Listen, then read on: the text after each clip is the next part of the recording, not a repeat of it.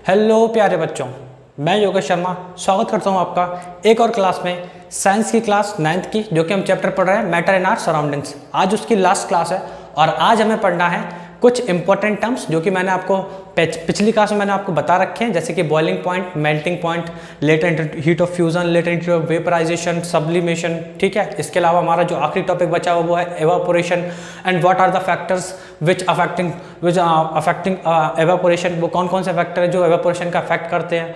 Okay, और साथ ही साथ में जो एक छोटा सा टॉपिक है कि how does evaporation cause cooling effect, जो एवापोरेशन है वो कैसे कूलिंग इफेक्ट को कॉज करता है। ठीक है, तो ये सारे टॉपिक है और जिन लोगों ने भी पिछली क्लास नहीं देखी है तो प्लीज़ जाकर वो पिछली वाली क्लासेस देखो और उसके बाद ये वाली क्लासेस देखो, और ये आज जो चैप्टर की है वो लास्ट क्लास है। ठीक है, तो चलो क्लास स्टार्ट करते हैं। तो सबसे पहला जो हमारा टर्म निकल के आता है वो है मेल्टिंग पॉइंट। इसके बारे में शायद हम पिछली क्लास में थोड़ी सी बात कर चुके होंगे, नहीं की तो आज कर लेते हैं। मेल्टिंग पॉइंट भाई, मेल्टिंग पॉइंट क्या होता है? The temperature at which solid melts into liquid.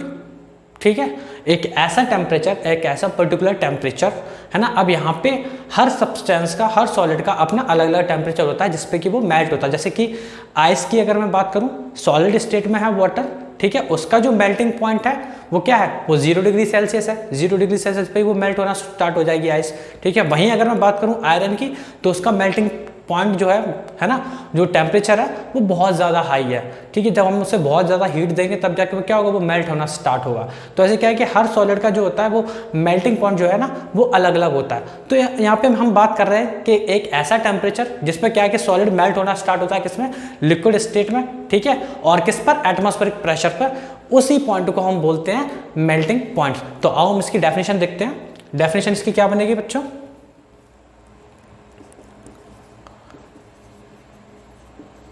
The temperature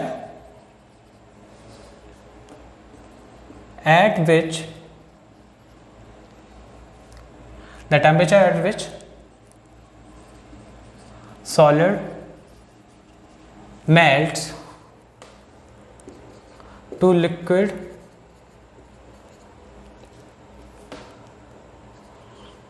at atmospheric pressure। ठीक है, और is called melting point. Okay, तो ये आपको डेफिनेशन समझ में आ गई होगी। ठीक है, बहुत ही आसान है। इसके अलावा जो हमारा नेक्स्ट टर्म है वो है हमारा boiling point.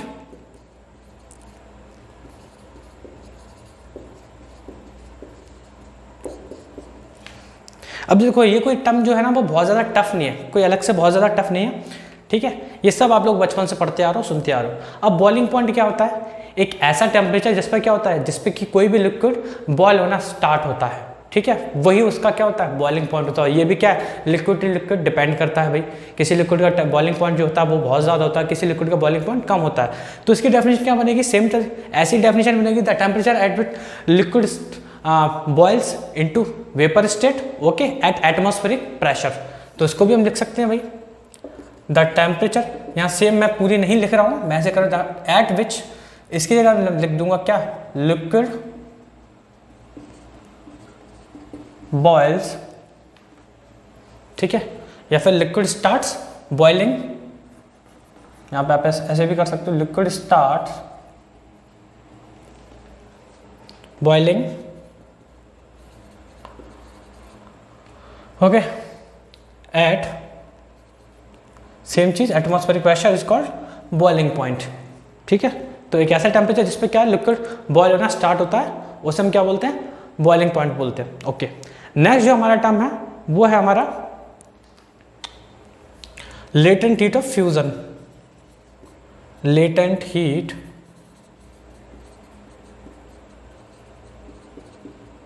Of fusion.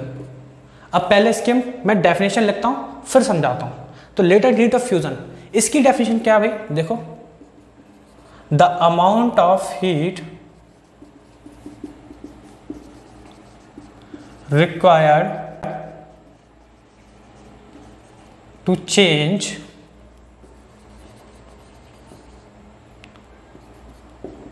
1 kg of solid, ठीक है, the amount of heat required to change 1 kg of solid into liquid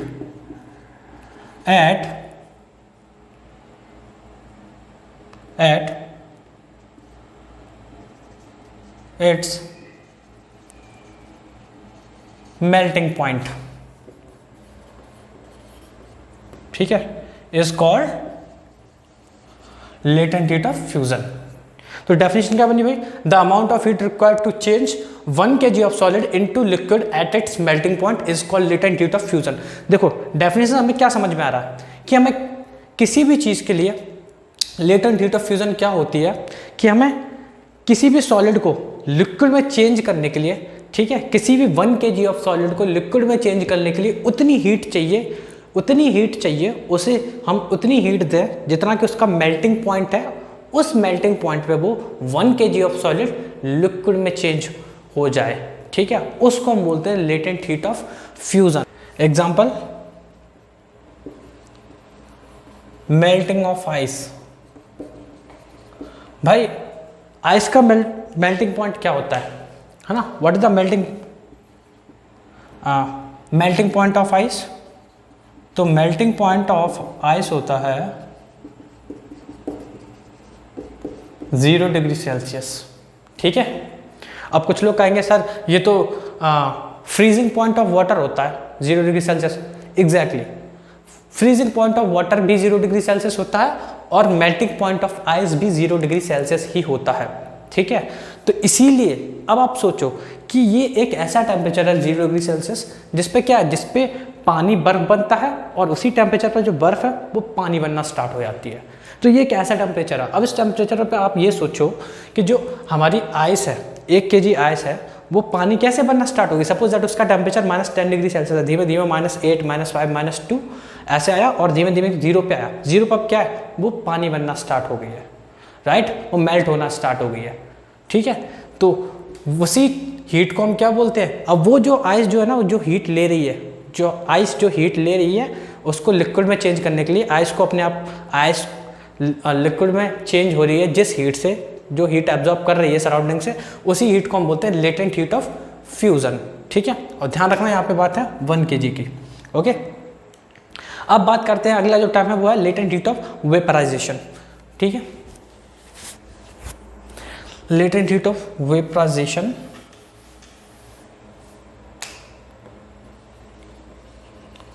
latent heat of vaporization, ठीक है।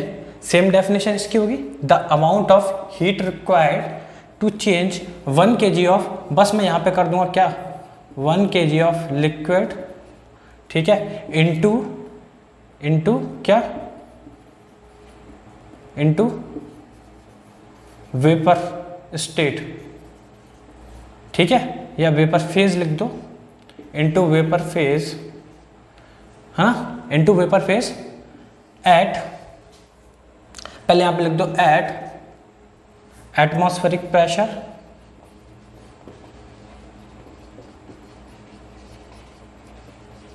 ठीक है, at its boiling point is called latent heat of vaporisation. तो definition क्या बन गई भाई कि the amount of heat required to change 1 kg of liquid, ठीक है, into vapour phase at atmospheric pressure, ठीक है, at its boiling point is called latent heat of vaporisation. इसका मतलब क्या हुआ कि हमें 1 kg ऑफ लिक्विड को वेपर में चेंज करने के लिए हमें जितनी हीट देने की जरूरत है वो भी उसकी बॉइलिंग पॉइंट पर है ना। जैसे कि वाटर का बॉइलिंग पॉइंट है सपोज दैट 100 डिग्री सेल्सियस, उस 100 डिग्री सेल्सियस पे 1 kg ऑफ वाटर को हम बॉयल कर रहे हैं और क्या हमें उसको जितनी हीट हमें देनी पड़ने की ज़रूरत है जिससे कि वो वेपर में बदल जाए, उस हीट को हम बोलेंगे latent heat of vaporisation, okay. तो बच्चों अब हमारा जो नेक्स्ट टॉपिक है, जो नेक्स्ट टर्म है वो हमारा सब्लिमेशन है।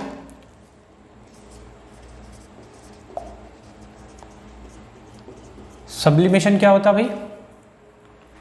सब्लिमेशन एक ऐसी प्रोसेस है जिसमें क्या है, जिसमें कि सॉलिड डायरेक्टली गैस में बदल जाता है बिना लिक्विड स्टेट में जाए, ठीक है। सॉलिड डायरेक्टली गैस में बन जाता है और गैस डायरेक्टली सॉलिड में बन जाती है बिना लिक्विड स्टेट में जाए। इसका बेस्ट एग्जांपल है, आप सभी लोगों ने अपने घरों में देखा होगा, कपूर जलता है, कैंप, ठीक है, कपूर जो जलता है, तो कपूर में जैसे ही आग लगाते हैं ना, वो लिक्विड स्टेट में नहीं बदलता, वो सॉलिड होता है, वो डायरेक्टली क्या होता है, गैस बन जाता है, वो गायब हो जाता है, ठीक है, गैस बन के उड़ जाता है। तो ये चीज़ है, यही होता है। तो इसकी डेफिनेशन क्या बनेगी भाई, the transition of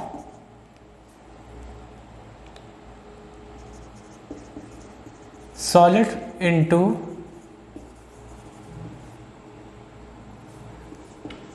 gaseous state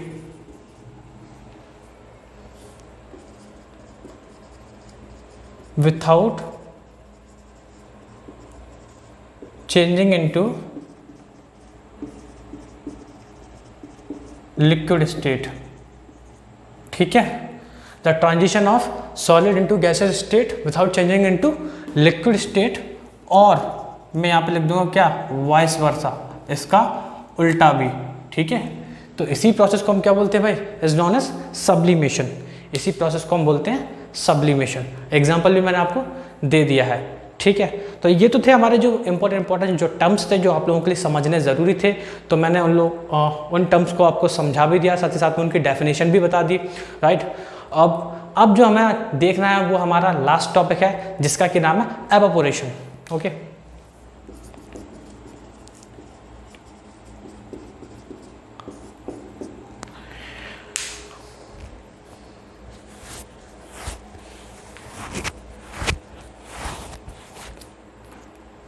okay बच्चों, तो एवापोरेशन को समझने से पहले थोड़ी हम छोटी सी 2 मिनट के लिए ज़रा बात कर लेते हैं, ठीक है।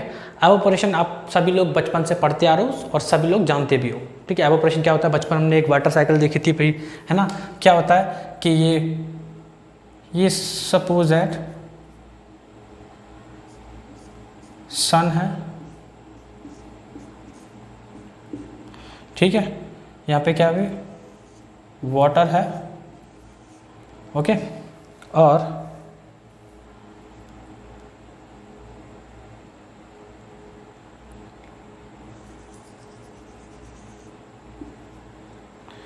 चलो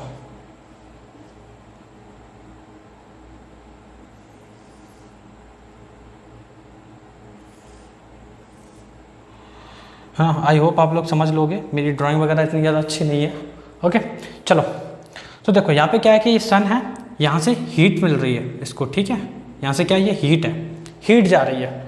अब ये क्या है, ये पानी है, ये वाटर है। अब ये क्या है, हीट की वजह से इसने एवापोरेशन यहाँ पे स्टार्ट हो गया, एवापोरेट करना स्टार्ट कर दिया, ठीक है, ये एवापोरेट करना स्टार्ट कर दिया वाटर ने, ठीक है। अब ये कहाँ होगा, ये ऊपर जाएगा, ऊपर जाएगा तो कहाँ होगा फिर, यहाँ बादलों में आ जाएगा, और बादलों में क्या होता है फिर बेटा, कंडेंसेशन होता है, ठीक है। अब कंडेंसेशन होता है भाई, ये क्या भाई, यहाँ पर लिख देता हूँ एवापोरेशन, ठीक है। यहाँ पे क्या होता है भाई, कंडेंसेशन, है ना, कंडेंसेशन। और बाद में क्या होता है, यही बादलों वाला पानी यहाँ बरस जाता है, ठीक है। फिर यहाँ पानी हो, स्नोफॉल हो, है ना, बर्फ हो, कुछ भी हो, और इसको हम क्या बोलते हैं, इस प्रोसेस को हम बोलते हैं प्रेसिपिटेशन। अब ये मैंने आपको क्यों बताई, थोड़ा सा मुझे आपको परिचय कराना था बस इस प्रोसेस से, और कुछ नहीं है बस, ठीक है। और बाकी इससे हमारा कोई लेना देना नहीं है। अब हम चलते हैं एवापोरेशन पे वापस से। तो यहाँ पे एवापोरेशन से हमें क्या समझ में आया भाई, एवापोरेशन से हमें क्या समझ में आया यहाँ पे, कि यहाँ पे क्या है, लिक्विड का वेपर में चेंज होना, है ना, लिक्विड का वेपर में चेंज होना, the process of changing of liquid into vapour state, right, है ना, वेपर स्टेट। और क्या है, उसी को हम बोलते हैं एवापोरेशन। तो डेफिनेशन आप लोग मुझे लिखने की आई होप ज़रूरत नहीं है ना, आप लोग समझ गए होंगे, ठीक है। डायरेक्टली क्या है भाई, लिक्विड का वेपर स्टेट में चेंज होना, वही क्या कहलाता है, एवापोरेशन कहलाता है, ठीक है। अब बात आती है यहाँ पे जो इम्पोर्टेंट टॉपिक जो है वो ये है, और जहाँ से क्वेश्चन भी बनता है वो ये है, फैक्टर्स अफेक्टिंग एवापोरेशन। वो कौन कौन से फैक्टर हैं जो कि एवापोरेशन को अफेक्ट करते हैं, ठीक है, वो कौन कौन से फैक्टर है। तो देखो देखते हैं वन बाय वन। सबसे पहला फैक्टर मैं यहाँ पे लिखूंगा टेम्परेचर, ठीक है, तापमान। आप लोग ज़रा सोचो किस दिन एवापोरेशन ज़्यादा होगा, जब टेम्परेचर ज़्यादा होगा या टेम्परेचर कम होगा? गर्मियों में ज़्यादा एवापोरेशन होता है या सर्दियों में? ऑब्वियसली गर्मियों में। यहाँ पे देखो सूरज क्या हीट दे रहा है, तभी तो एवापोरेशन हो रहा है ना, है ना। तो यहाँ पे क्या है, टेम्परेचर के मैं डायरेक्टली प्रोपोर्शन लिख दूँ एवापोरेशन,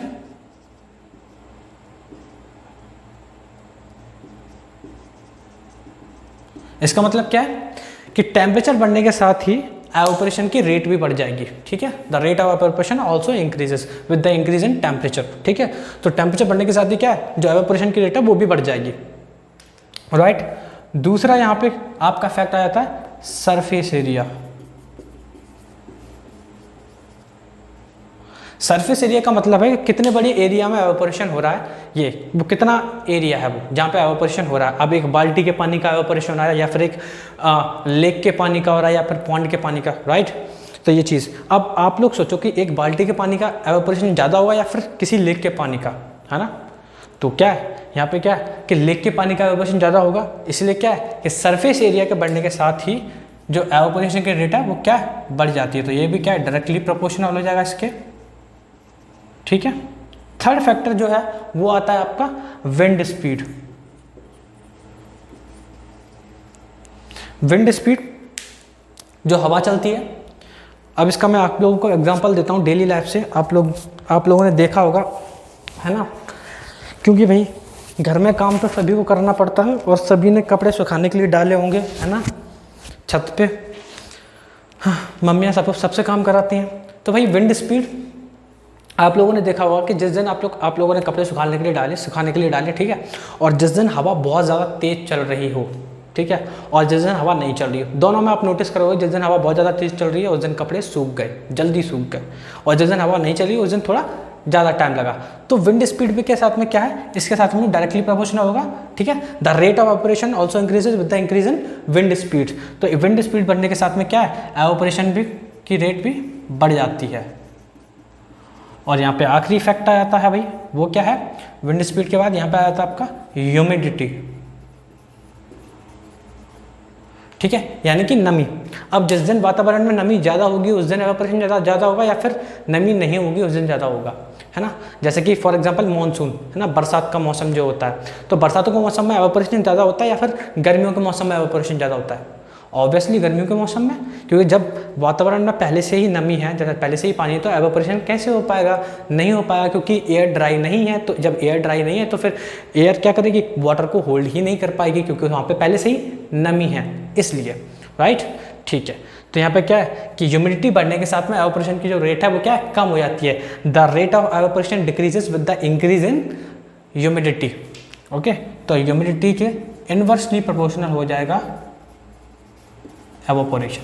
तो ये थे वो 4 फैक्टर जिनके ऊपर जो एवापोरेशन है वो क्या करता है, जो फैक्टर्स हैं वो अफेक्ट करते हैं एवापोरेशन को, वो ये 4 फैक्टर थे।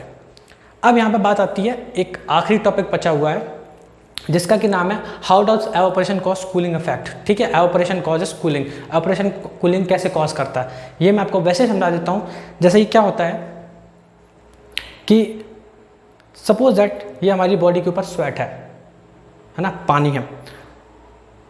तो ये क्या करता है कि पानी है, स्वेट है, ये क्या करता है कि ये अपने आसपास की जो हीट है उसको एब्जॉर्ब करता है, ताकि ये क्या करे, ये लिक्विड स्टेट से वेपर स्टेट में क्या कर पाए, ट्रांजिशन कर पाए, है ना, वो जा पाए, इसलिए, है ना। तो वो क्या करेगा, उस हीट को एब्जॉर्ब करेगा। जब उस हीट को एब्जॉर्ब करेगा तो क्या होगा, अपने आसपास की हीट को एब्जॉर्ब करेगा, जिससे क्या होगा, फिर कूलिंग हो जाएगी। इसलिए आप लोग देखो, जब आपको ज़्यादा पसीना आता है तो आपकी बॉडी ठंडी ज़्यादा रहती है, इसीलिए होता है, क्योंकि एवापोरेशन, आपका जो स्वेट है, आपकी बॉडी पे जो स्वेट है वो भी क्या एवापोरेट होता रहता है, इसीलिए, है ना। और इसी का एक एग्जाम्पल है आपका, जो आपके घरों में जो घड़े होते हैं, मटके होते हैं, उनका जो पानी ठंडा हो जाता है वो, ठीक है, वो भी यही एग्जाम्पल है ना। तो आई होप आपको ये सारी चीज़ें समझ में आई होंगी, है ना। अगर आपका फिर भी कोई डाउट है तो प्लीज़ आप मुझे कमेंट करके बताइए, और आप अपना मुझे प्लीज़ वैल्यूएबल फीडबैक दीजिए, ओके। तो ये जो फर्स्ट चैप्टर था 9th क्लास का, मैटर इन आवर सराउंडिंग्स, ये यहीं पर फिनिश होता है, ओके। और मैं मिलता हूँ फिर आपसे नेक्स्ट वीडियो में किसी नए टॉपिक के साथ में। Till then you guys have a great day.